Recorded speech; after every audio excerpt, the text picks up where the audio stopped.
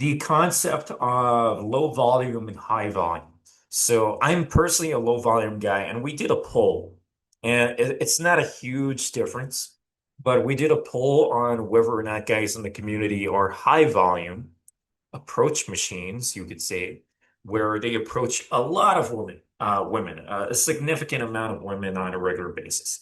And then the other option is, are you low volume, social opportunist? So do you approach not many women, not necessarily every single day, but you do interact with women in various, wherever you fucking go, various situations, various places.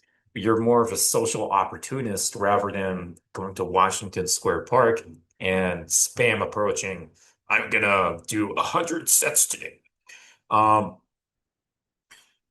I'm more in line with low volume. And it's just crazy. If we want to talk about numbers, this is like the only other number association that makes sense with game other than when was the last time I had sex? Like what's your longest dry spell in the last few years if you're doing game consistently? 2 weeks. Um, the only other numerical related attachment I would consider is fuck, what was it? I'm losing my mind here. If you're low volume and you're not going on, you're not meeting a crazy amount of women, but you are getting dates and you are getting laid, then technically that makes your rate very high. So Marcus Wolf talked about this, where he said, and this was a long time ago in one of the debates, if you're good, you should expect to get laid approximately. And again, don't focus too much on the numbers here. 90% of the time on a first date, you should be getting laid. And that's true in my experience. I wouldn't say 90.04%, or like, I don't want to put like specific fucking numbers on it, but close enough that is accurate if you're a low volume social opportunist kind of guy. And someone left a post on the Skool group today about this, like when should you expect to get laid with a woman? Well, expect is the wrong word to use, but when should you, when could you, whatever terminal, whatever fucking words you want to use. Um, Generally, if you're good at game and you don't have to be high volume, then you can get laid the majority of the time. More like, I'm not talking about 60%, but between 70% and 90% of the time. I don't want to put fucking numbers on this, but the vast majority of the time, you can, if you're very good at game, after 2 years of being in game, doing it consistently. And again, as a reminder, not being high volume necessarily, you can expect to get laid the vast majority of the time on dates. It's just that whether it's low volume, high volume, you really just have to be meeting women and going on dates with them. And they don't even have to be labeled as dates. They could be female friends.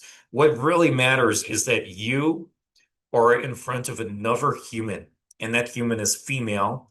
Shout out to John Anthony Lifestyle, who doesn't always go that way, but someone's got to represent. So good to have some representation. I hope he had a very good Pride Month. Um, you can really achieve those kinds of results that most dates you go on, you end up getting laid on a first date. Here's a funny example. I probably mentioned this before. There was a time when I went on a date, didn't get laid, went on a second date, still didn't get laid, and I was like, what's going on here? Because by that point, I was used to getting laid on the first date. And if I didn't, and she came on a second date, then second date. But this one, it was taken more than 2 dates. And then she messaged me after the second date and she told me she is a lesbian. So I was like, now this is making sense. I didn't tell her that, But that's just something I had to give comfort for, okay, this makes sense to me, but for her, from her perspective, she's never been with a man before, so this is a problem I have to solve. And then after the second date, that's just something I would have to, that's an extreme example. I know. I have had sex with lesbians before, but so they claim. So, people have argued, but then she's not a real lesbian. I don't know. I don't know how this fucking works psychologically, biologically, like what a lesbian actually is, because, they can have their own experiences. Aside from me rambling on nonsensically at this point, the point I'm trying to make is I will personally, there are some guys who are just like, if she doesn't have to fuck me on the first date, she's out of here. Like, I would always consider a second date with a woman, even if we didn't get laid. In most cases, like if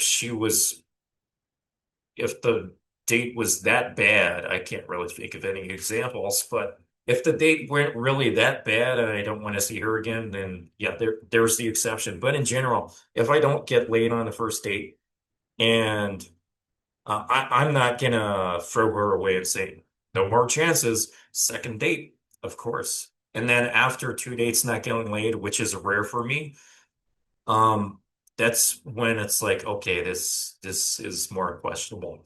But in most cases, you should be getting laid on a first date. It is, I'm just telling you, it is possible. If you think I'm ugly, I'm handsome, whatever, I'm just telling you it is possible. Even if you're, fuck my camera. And still, I have to reemphasize this point again. Even if you are low volume, even if you are low volume, you can get laid on the first date the majority of the time and have your longest dry spells 2 weeks ever. Like you could go for a year or 2 years more, never having a dry spell of more than 2 weeks. I'm just saying.